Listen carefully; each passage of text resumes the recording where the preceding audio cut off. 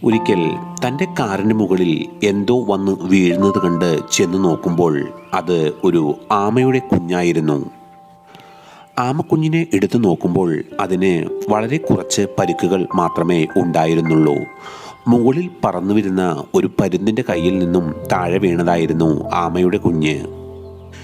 ജീവനുള്ള ആമക്കുഞ്ഞിനെ അദ്ദേഹം ഒരു ചെറിയ തടാകത്തിലേക്ക് എടുത്തിട്ടു.